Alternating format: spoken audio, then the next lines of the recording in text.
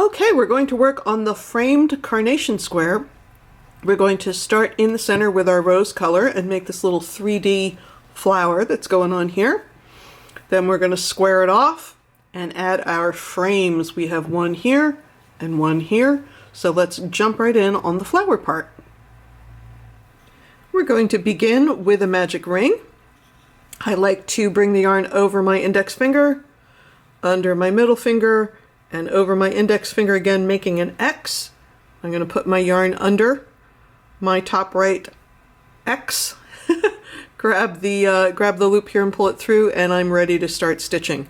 So I'm going to chain one, and I'm going to put 6 single crochet in my ring. So that's 1, 5, 6. I'm going to grab the tail. The only time in life when you get to pull the tail. I'm going to pull the tail into a ring. So there's my 6 single crochet. 1, 2, 3, 4, 5, 6. So it does tell you to place a marker here, but I'm going to place, I'm going to go ahead and place a marker. I'm going to mark the back loop, and I'll show you why in 1 second. For round 2, we're going to work in the front loop only. So for these rounds, we are not joining and chaining one. We're not doing any join and turn. We're essentially working in a spiral. So working in the front loop only, I'm going to go to the first stitch of the round and make a slip stitch. And now here is our repeat. It says chain 3, slip stitch in next single crochet. Remember, we're working in the front loop only, so it's chain 3, 1, 2, 3, slip stitch in the front loop only of the next single crochet. Chain 3, 1, 2, 3, slip stitch in the front loop only of the next single crochet. We're going to do that all the way around, and when we put our last slip stitch in, it's going to be in the same stitch as where our first slip stitch was. I've done my last chain 3, and I'm going to join that round in the same space as where the first slip stitch was. So I'm going to have 6 chain 3 loops. That's 1, 2, 3, 4, 5, 6. Now for round 3, I'm working in the back loop only of round 1. So I'm going to look for the marker. That's where I'm going to start. Because remember, I marked the back loop of the first stitch of the round. So I'm going to put 2 single crochets in there, because the instructions tell me to put 2 single crochets in each stitch around. And I'm going to plunk that marker back in that first stitch because I do not want to get lost.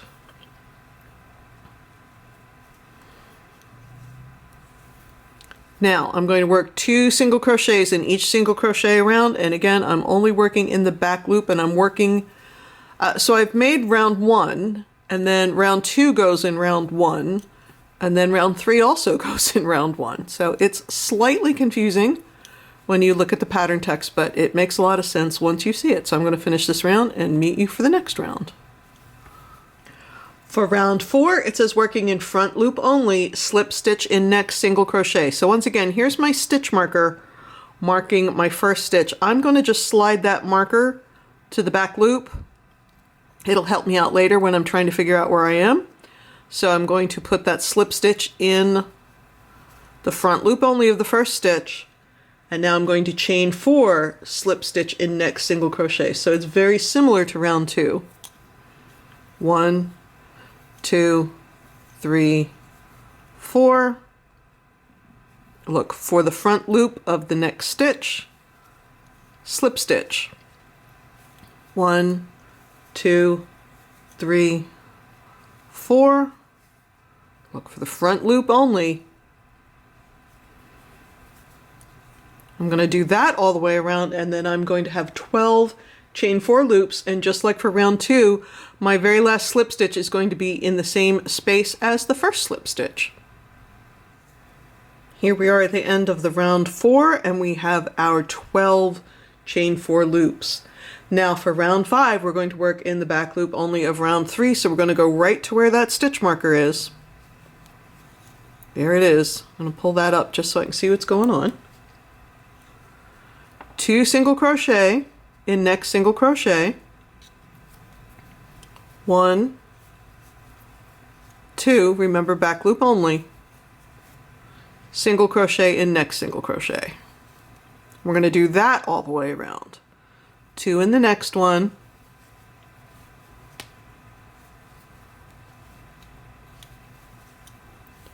1 in the next one, and we're going to do that all the way around, and we're going to wind up with a total of 18 single crochet.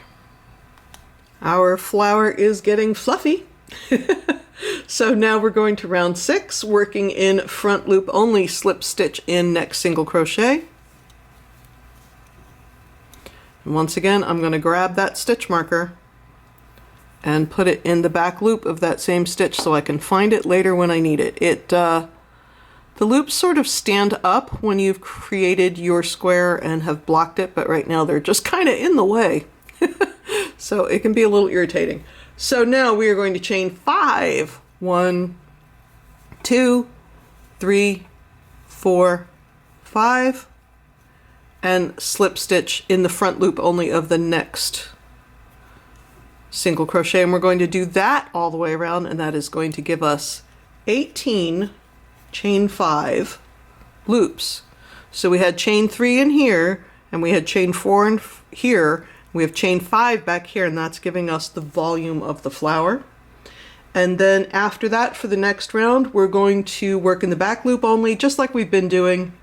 It'll be 2 single crochet in the first single crochet, and then 1 in each of the next 2. So 2 single crochet in 1 stitch, and then 2 single crochet solos. And you're going to do that all the way around. That's very similar to what we've been doing. At that point, we're going to join the round at the end of round 7 with a slip stitch in the first single crochet, and you're going to end that off. And then we're going to move on and start squaring off our flower. Okay, we have our little flower friend all finished. I have woven in my ends just to keep them out of my way, so this is what it looks like on the back. Moving on to round 8, it says join B with a single crochet in any stitch. So all I do, I have a slip knot on my hook. I'm going to pick any stitch and put a single crochet right in there. I'm not going to join with a slip stitch and chain 1. I just think that leaves knots where you don't need them. Now, single crochet in next single crochet,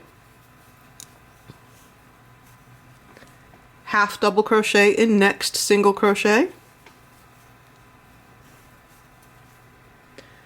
double crochet in next single crochet. Do you sense a theme? We're squaring off our flower here. Chain 2, 1, 2, and now we're going back the other way. Double crochet in the next single crochet.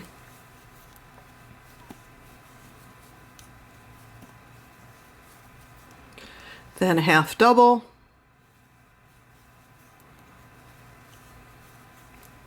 then a single,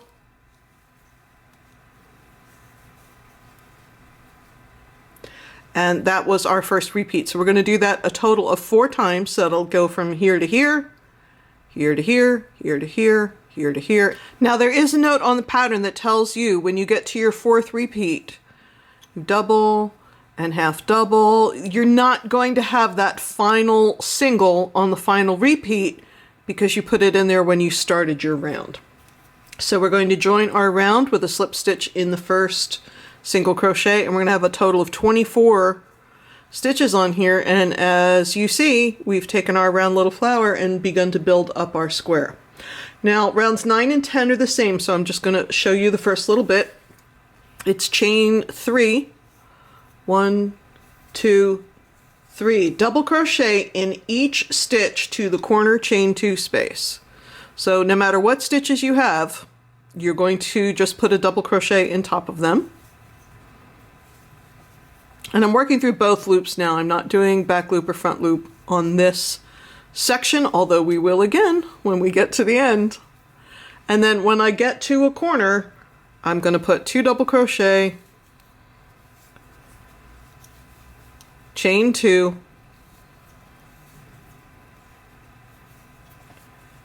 2 double crochet in each corner. So that's all there is to this round, and round 10 is exactly the same. If there's a stitch, put a double crochet in it. When you come to a corner, it's 2 double crochet, chain 2, 2 double crochet, and you're going to do that all the way around.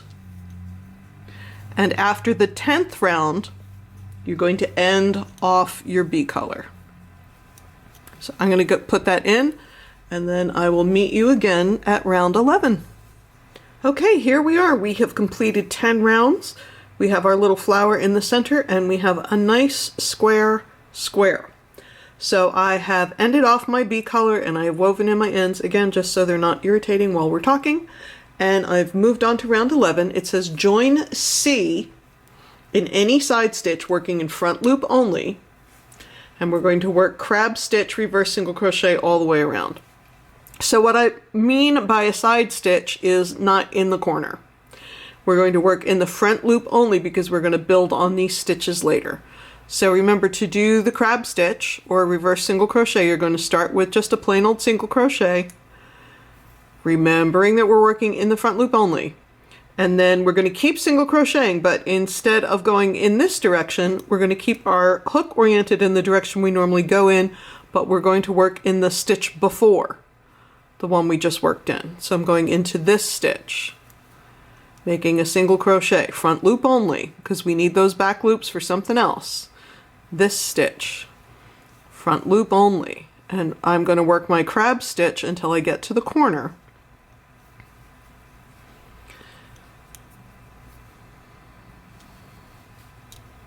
And when I get to the corner, so when you get to the corner, there's two chains in there, right? There's chain 1, chain 2. And it doesn't really, it's kind of hard to see front loop, back loop, but you want to make sure that you're grabbing just one leg of the chain and the one that's closest to the front, because you are going to need those back legs later for the next round. So I'm going to work this all the way around, putting in my crab stitch, and then I'm going to join my round in the first stitch. I want to make a little bit of a note about the end of round 11. So what the pattern says is join round with a slip stitch in the first single crochet and end off, even though the next round is in the same color. And the reason I said that is because I think it looks neater if you end it off here instead of trying to start the next round from where your hook is. So I prefer to do that join with a slip stitch, and then when I weave my end in, this crab stitch join is going to be invisible. So then what I'm going to do for round 12 is I'm going to work in the back loop of round 10. I'm going to join the yarn with a slip stitch in any side stitch. Remember, that's anything that's not a corner. Let's go here. Chain 3, 1, 2, 3, double crochet in each double crochet to corner.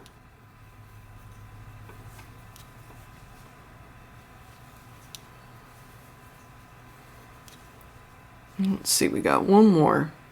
I just want to address this corner. Then for the corner, it's 2 double crochet, next chain, chain 2, 2 double crochet, and next chain. So what I want to do is set this corner up again with the 2 double crochet, chain 2, 2 double crochet, but I can't crochet in the space, because if I do that, I'm going to cover up my lovely crab stitch edging. So I'm going to look, remember we were talking about the front leg of the chain and the back leg of the chain. I'm going to look for that back part of the chain. So I'm going to put 2 double crochet there.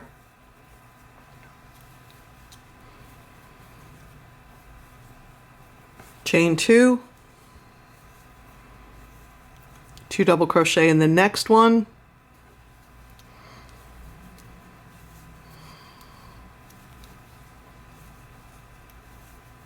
and then we're back at it. Double crochet in every stitch, and then you're going to do that 2 double crochet, chain 2, 2 double crochet in the corner. But you're going to do it by putting 2 double crochet in one chain, chaining 2, and then 2 double crochet in the next chain. Let's take a look. I know it's hard to see the gray on my gray background. So there's my next corner. Let's take a look at the finished square one more time, and we'll talk about the last little bits of things you need to know. Moving on, there's nothing else happening here that you don't already know how to do. You've got your crab stitch that we just finished, and then there's that double crochet round that we were working on. So you're going to do some more double crochet rounds. Then you're going to do another round with the crab stitch in the front loop and the double crochet in the back loop, and then a final round of double crochet.